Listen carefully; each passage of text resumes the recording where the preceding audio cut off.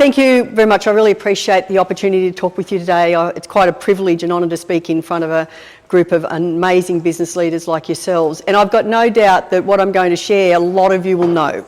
So what I'll really appreciate is feedback, insights, sharing that can top up the knowledge, add to it or whatever, because I'm sure none of this will be new to you. But this really is about being able to navigate the challenges that come up in business. B&I is a business as well, as we know, and being able to navigate those challenges in what is undeniably a very volatile, uncertain, complex and ambiguous world that we are now in and have been in for a number of years. So, why have a roadmap? And I did debate whether the roadmap was the right name, but I do quite like this, and I'll explain why.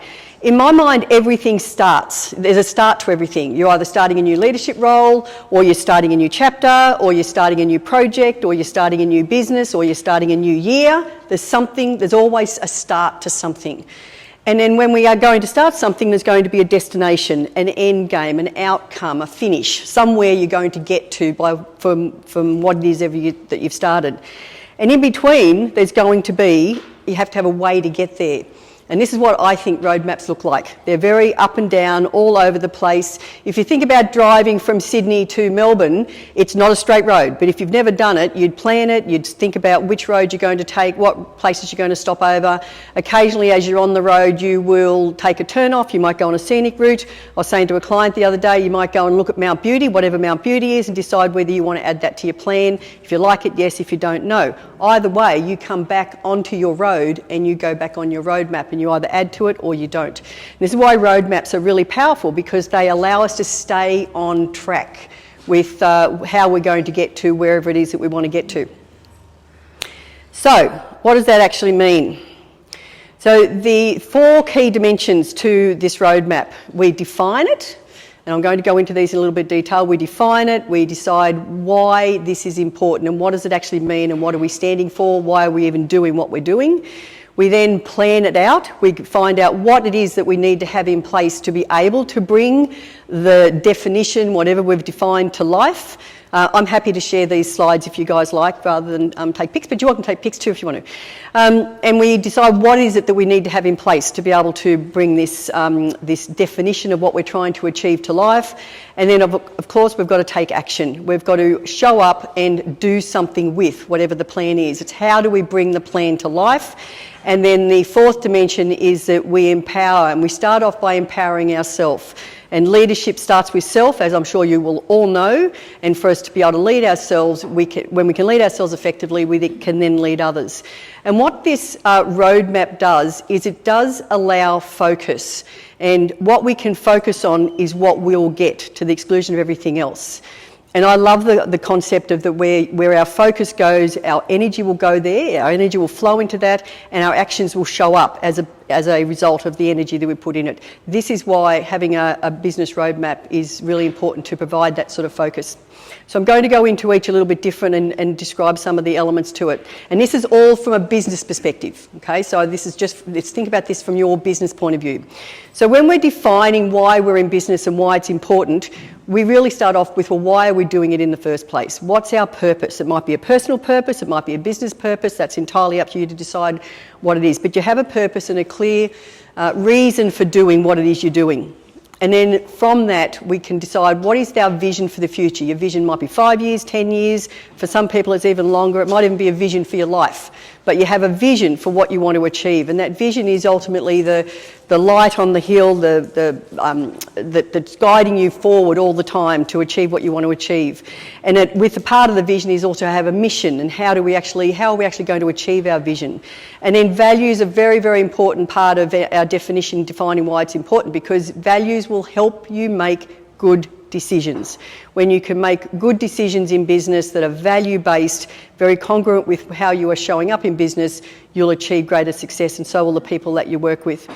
And standards and expectations, these are imperative in business, because standards are what we set for ourselves, how we want to show up for ourselves, and they're aspects of ourselves that we can totally control. We have 100% control over whatever standards you set for yourself.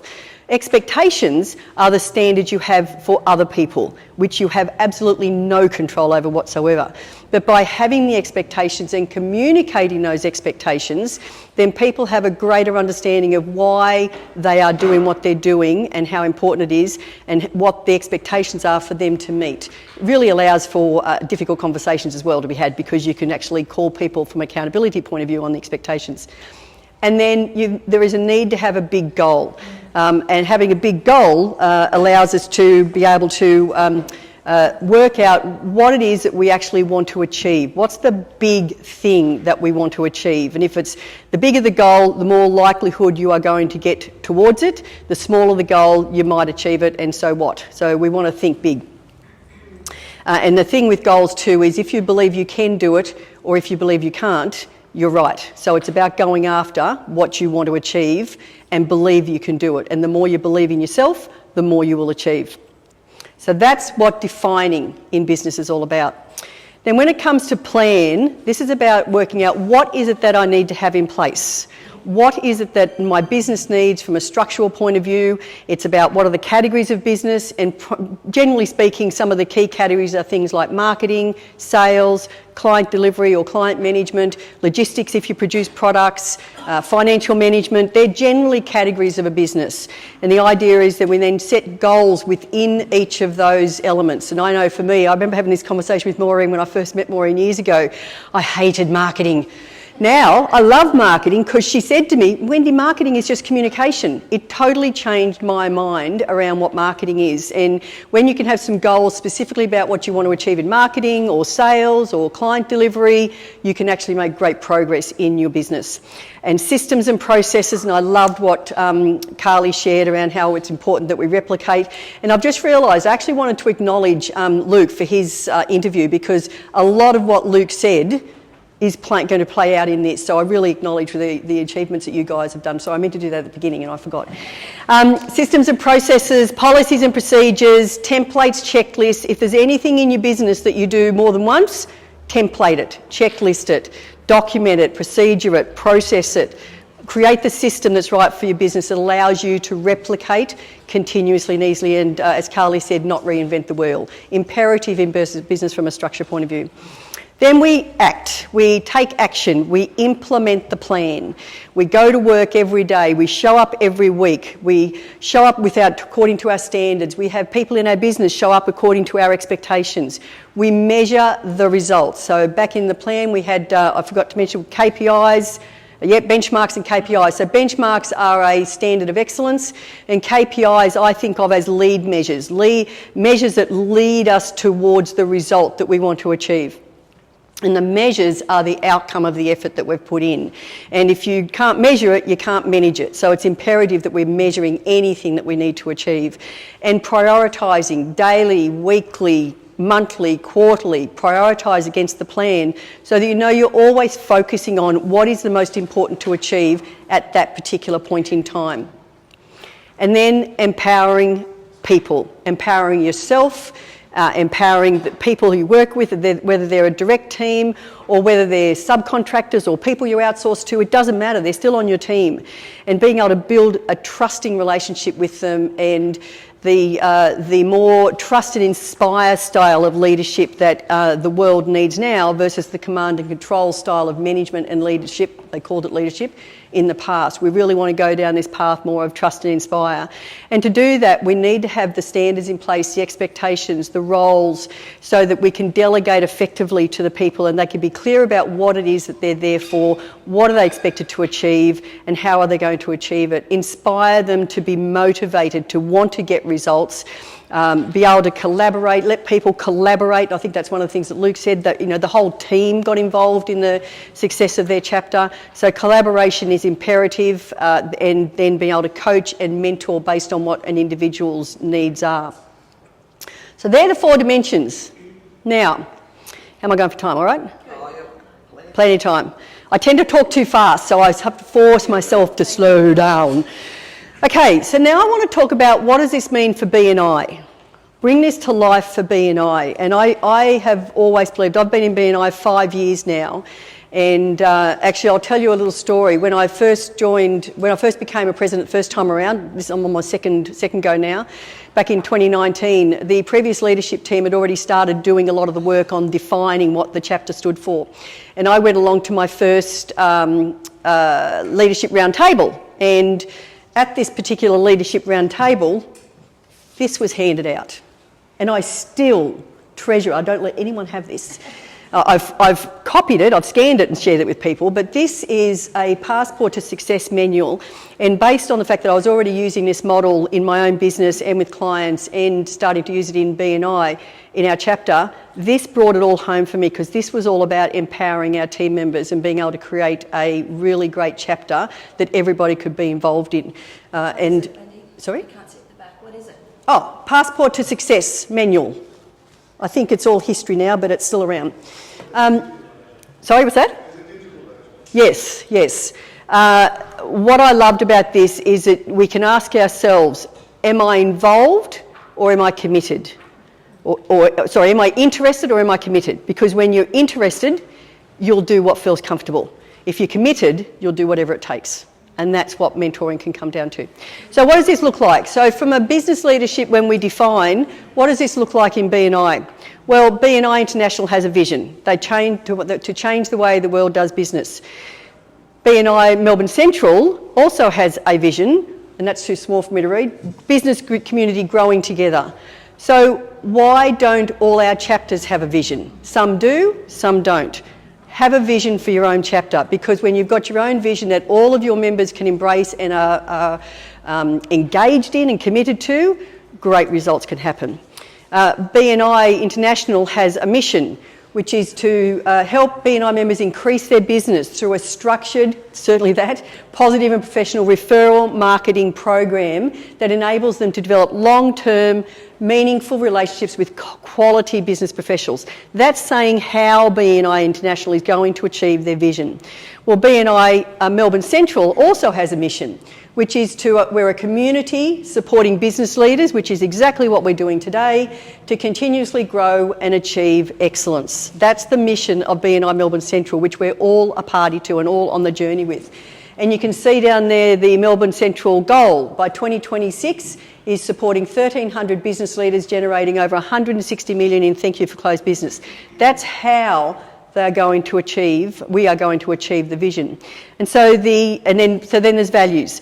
Values, as we all know I don't need to explain them. We talk about them every week in the meetings, and we share them and we talk about them. And then BNI Melbourne Central, as we know, also has values: contribution, community, continuous improvement, caring and collaboration, which all overlay the BNI International values. So my question to you is, do you have a set of values that your chapter ascribes to, that your chapter makes decisions around, that align with the BNI International values or that align with the Melbourne Central values? That's a question to ask. And then, of course, there's a big goal. So BNI International, I'm going to have to read something here because I won't remember it otherwise. So BNI International has a big goal. And if you listen to podcast 767, Think Big, in that particular podcast, Ivan Meisner says, I took four of his lines. I really believe that our vision controls our perception and our perception becomes our reality. The size of your success is determined by the size of your belief. Now, if you think about, beliefs are actually convenient assumptions. It's our choice to believe something or not believe it. So it's a convenient assumption. So go forward and believe in thinking big. Ivan's goal was 10,000 chapters of BNI. To BNI, this was when he had 30 chapters. And the naysayers at the time said, how can you possibly do that? You've only got 30. But he thought, I was going to say thunk. He thought big, and this was 30 years ago, and then now, as we know, are over 10,000 chapters. So think big in your terms of setting your goal. Okay, so what does it mean once we've defined? Well, then we're going to plan this out. So what does that look like from a BNI point of view? And what I love about this is we don't have to do anything except embrace the system, because BNI is a system and systems don't work. We work the system. That's how it works.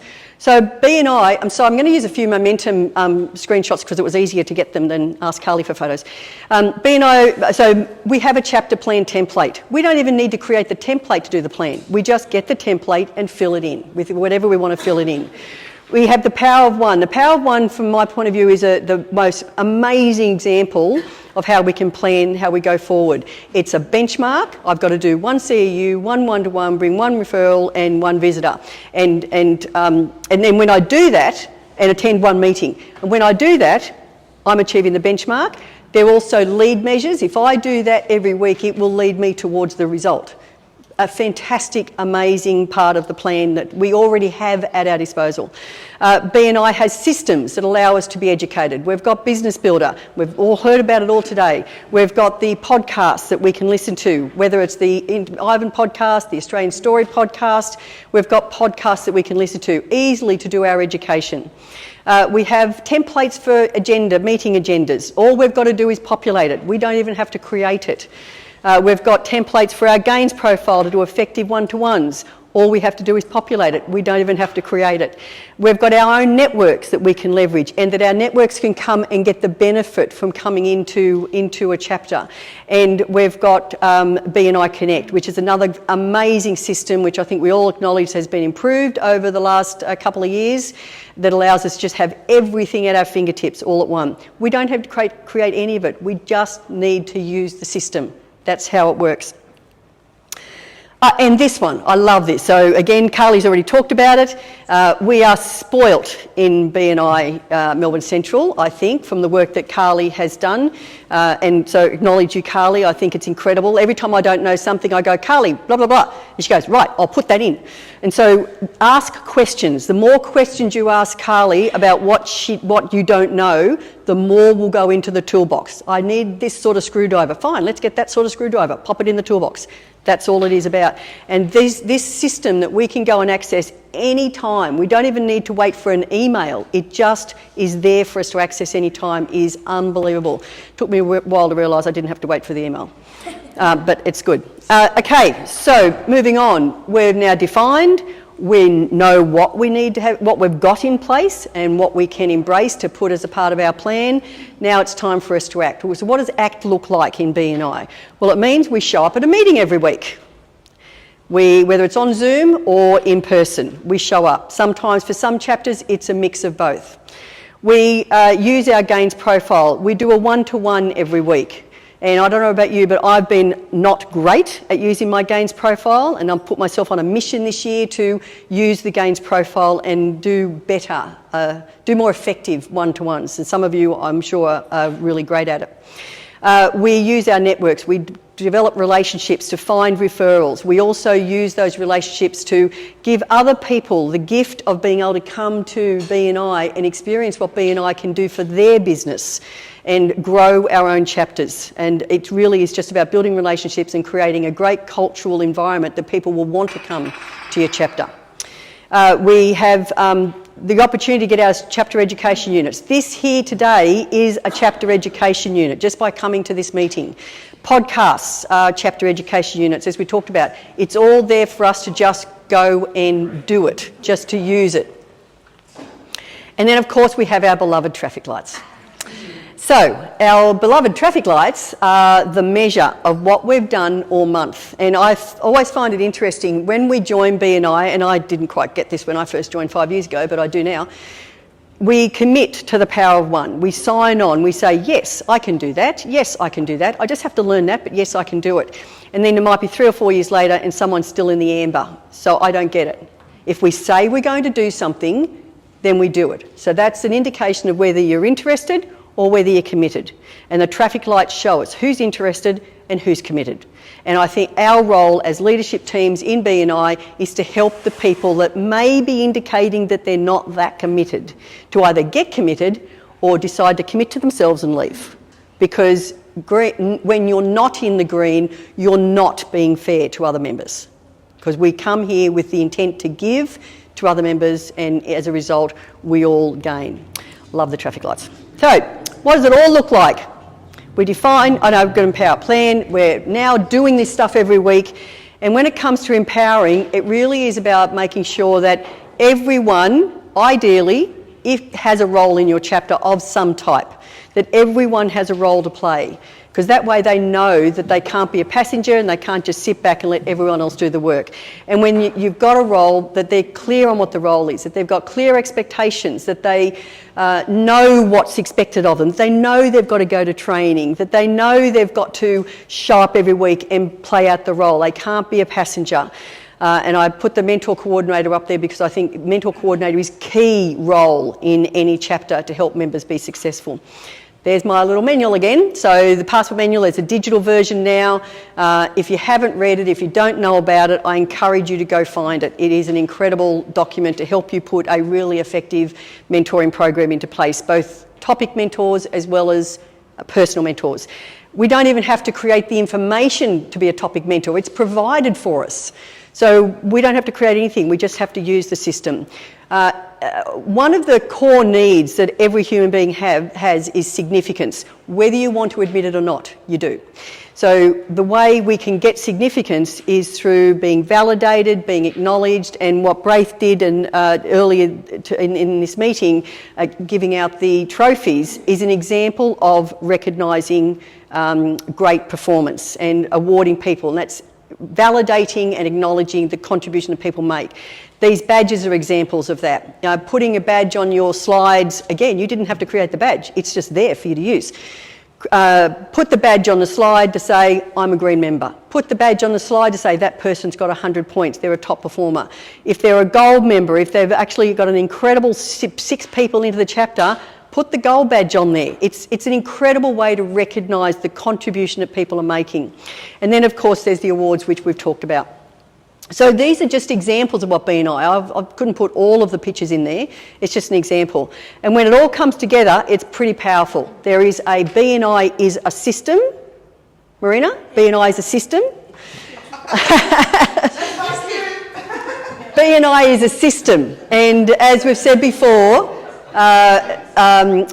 systems don't work. They're just an inanimate thing. They're just things. They're systems and their processes and their templates and their checklists and their toolboxes and their websites. We're the ones that work the system. So as leaders in the chapter, it's our responsibility to embrace the system, use the system, learn the system. If you don't understand it, ask the questions, because there's people around who know the answers, and that's something I've certainly found out.